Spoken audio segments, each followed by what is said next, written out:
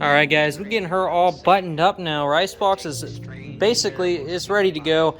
There was some seeping. I think I may have said something about it. There was a little bit of oil seepage coming from here on my Alphaloc. And I was like freaking out about it, trying to figure out where it was coming from because it didn't make any sense. So I pulled the cold side off and it was freaking dry on that side. And it only seemed to be happening on this side. So of course I look up into the intake and my piping here, and there's oil coming back out. And logically, I'm sitting here thinking, how is that even possible? Because how an engine works is it pulls vacuum, and even if it's positive pressure, everything's going that way. Also, if you look at my runners, they're tilted. It's physically impossible. There's nothing that could make oil go the opposite direction as the air that's being pulled that way. So I took my intercooler off and flipped it up on the side, and a whole bunch of oil came out. Of course, stupid me, I completely forgot that when I blew up last year and it blew out cylinder 5, it basically kept running. The piston turned all sideways, and the rest of the cylinders pulled all the oil and everything out of that hole, and it continued to run. So all that oil and everything got sloshed around, and all that oil basically ran down my pipe. It was in the intake. So all that oil went down my pipe and into my intercooler right after it blew up. So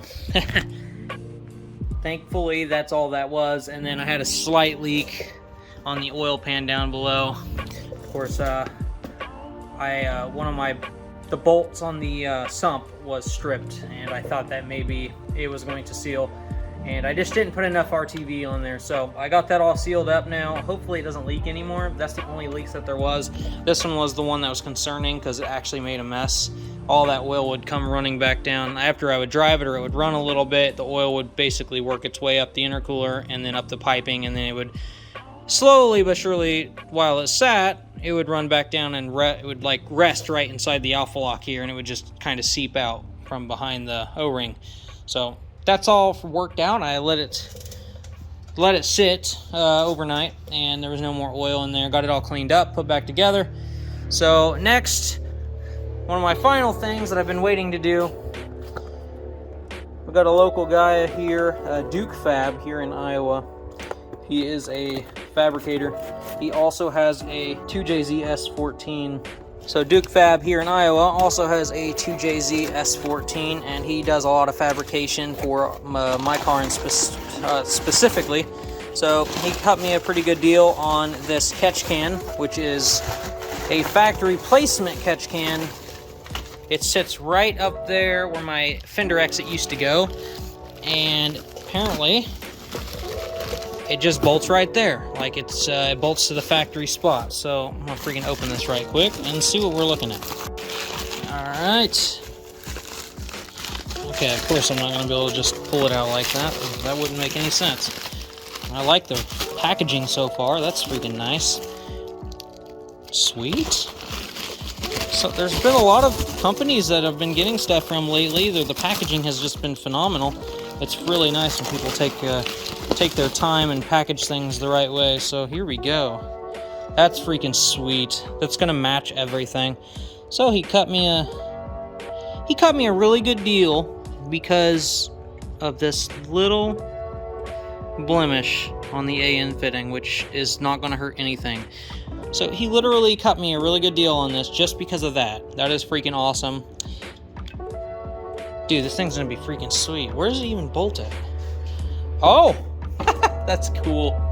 Bolts right. Alright, cool. I don't use those for anything, so I bolt this right up. Did he actually send bolts with it? What the heck, bro? Are you kidding me?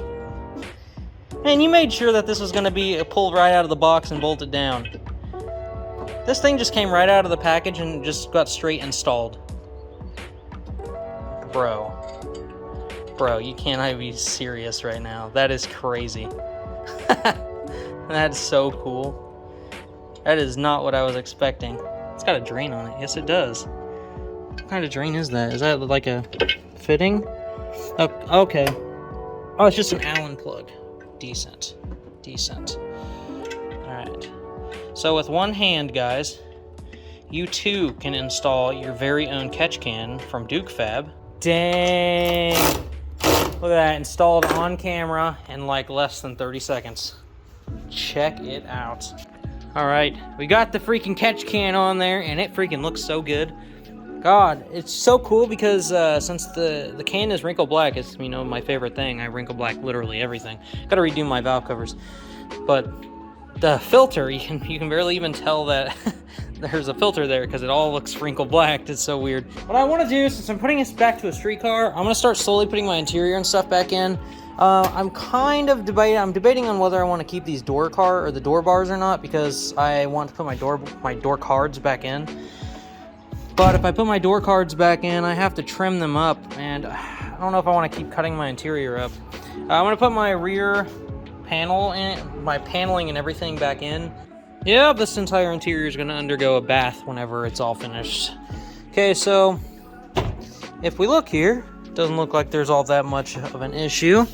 So it would appear that I will have to cut my door card. Honestly, I'm half thinking about cutting out the freaking door bars. It's a tough decision. I'm gonna think for a second.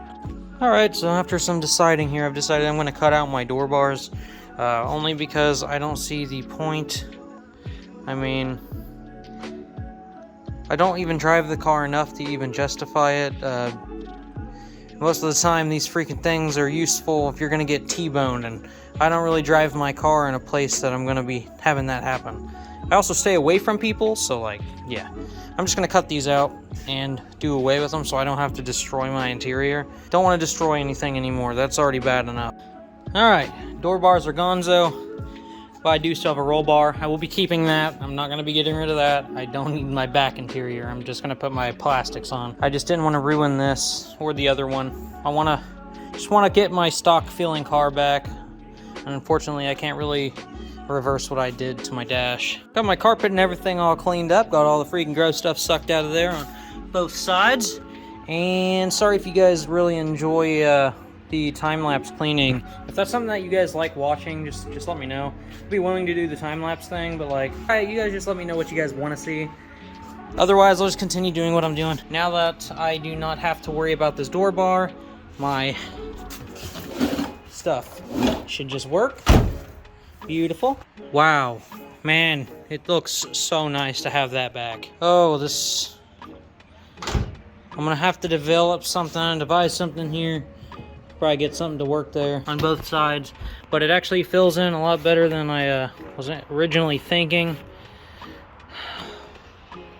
Man, that looks so much better having my interior back. Holy cow. Maybe it won't sound so hectic in here. Oh, wait. She's got some weight back to the door. Nice. Well, I'm very sad, guys. I'm not going to be able to put the rear interior in because it will not fit between the cage and the chassis unless I were to cut my interior, which I don't want to do. Alright, guys, so here we are. Project Restore Ricebox back to street car. I have to clean up my slight little wire mess. Now, it might look like crazy freaking wiring right here, but I do know what I'm looking at, and it is a very simple process.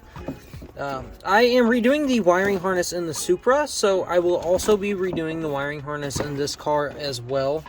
Now, I am trying to put my blower motor and everything back in so I can get this car back to, you know, somewhat functional condition. I just want to be able to have a lot of functionality like I used to. Also, the more stuff I put back in here, the better the sound deadening. Not that this is going to get any quieter, you know, hence the freaking shifter, or my transmission and the freaking hood exit that's behind the headlight.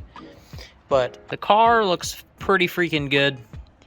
I kind of want to put my headliner back in, but I don't even remember how it is. I think it's held in by clips, so I might actually put that back in. Then it would like be a little bit better also. It just sucks I can't really put anything in the back because the cage is too close to everything. So alright, guys, I'm gonna try to get this all freaking wrapped up now.